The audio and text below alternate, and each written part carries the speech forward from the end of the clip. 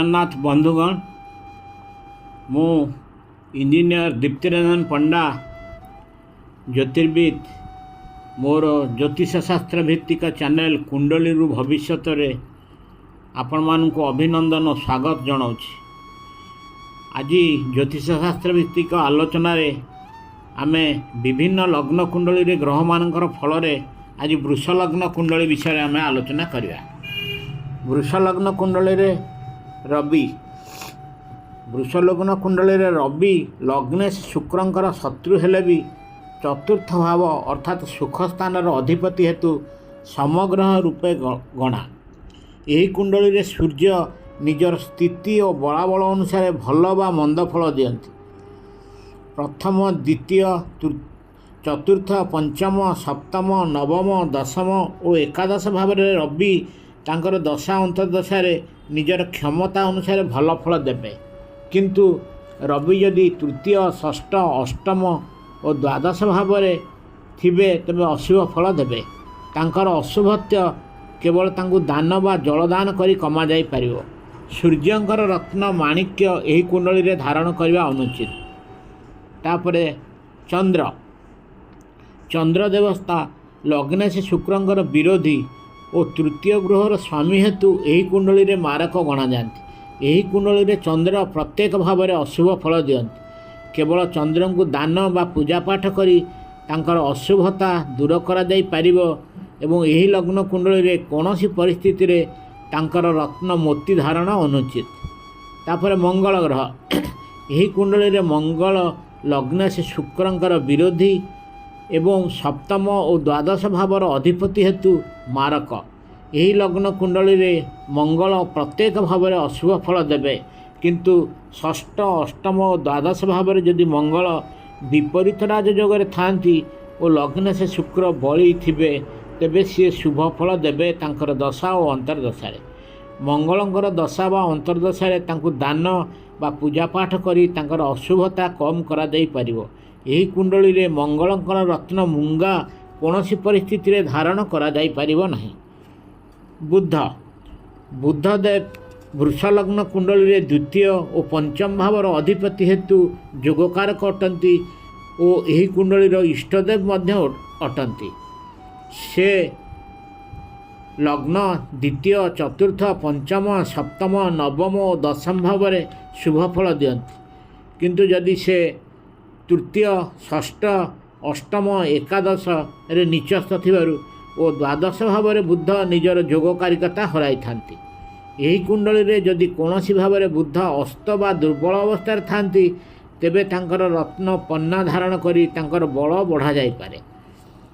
बुध देवता जदि तृतीय षष्ठ अष्टम एकादश बा द्वादश भाव में उदय अवस्था थिबे तेबे तांकर दान बा पूजा पाठ करी तांकर अशुभता कम करा जाई परिबो।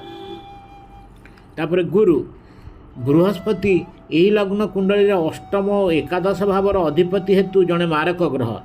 बृहस्पति षष्ठ अष्टम द्वादश भाव में रही विपरीत राजयोग सृष्टि कले शुभ फलदायक हेबे, किंतु एथिपाई लग्न से शुक्र बली हेबा अनिवार्य।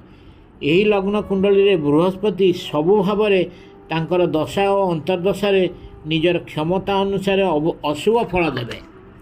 यही कुंडली रे बृहस्पति को दान बा पूजा पाठ जरिया तांकर अशुभत्व कमा जाई पारे।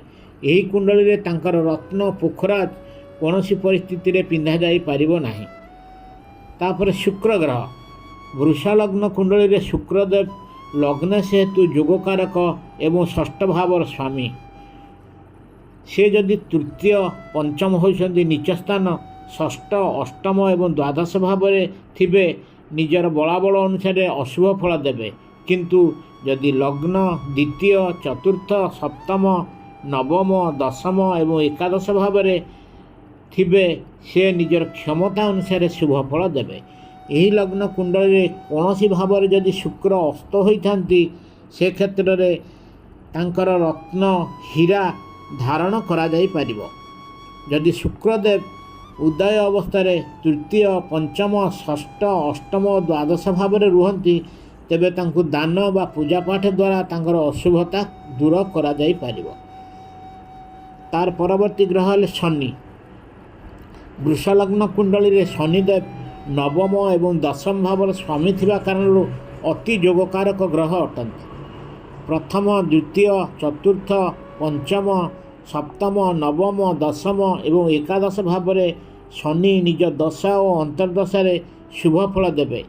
ଏହି କୁଣ୍ଡଳୀରେ କୌଣସି ଭାବରେ ଯଦି ଶନି ଅସ୍ତ ଅବସ୍ଥା ବା ଦୁର୍ବଳ ଅବସ୍ଥାରେ ଥାନ୍ତି ତେବେ ତାଙ୍କର ରତ୍ନ ନୀଲମ ଧାରଣରେ ତାଙ୍କର ଶକ୍ତି ବୃଦ୍ଧି ଘଟିଥାଏ।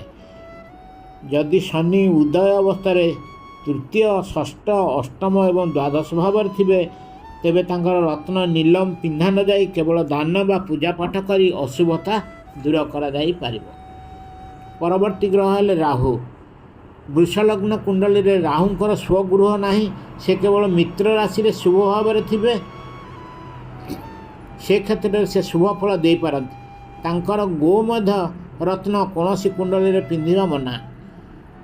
ଏହି କୁଣ୍ଡଳୀରେ ରାହୁ ଲଗ୍ନ ଦ୍ୱିତୀୟ, ପଞ୍ଚମ, ନବମ ଏବଂ ଦଶମ ଭାବରେ ମିତ୍ର ରାଶିରେ ଥିବାରୁ ଶୁଭ ଫଳ ଦେବେ। ରାହୁ ତୃତୀୟ, ଚତୁର୍ଥ, ଷଷ୍ଠ, ସପ୍ତମ ହେଲା ନୀଚ ସ୍ଥାନ, ଅଷ୍ଟମ, ଏକାଦଶ ଏବଂ ଦ୍ୱାଦଶ ଭାବରେ ସେ ଅଶୁଭ ଫଳ ଦେବେ। ଶେଷ ଗ୍ରହ ବୃଷଲଗ୍ନ କୁଣ୍ଡଳୀରେ ସେ ହେଲେ କେତୁ। କେତୁ ମଧ୍ୟ ରାହୁଙ୍କ ପରି ମିତ୍ର ରାଶିରେ ଶୁଭ ଭାବରେ ଥିଲେ ଶୁଭ ଫଳ ଦେଇପାରନ୍ତି, କିନ୍ତୁ କେତୁଙ୍କର ମଧ୍ୟ ନିଜର ସ୍ୱଗୃହ ନାହିଁ।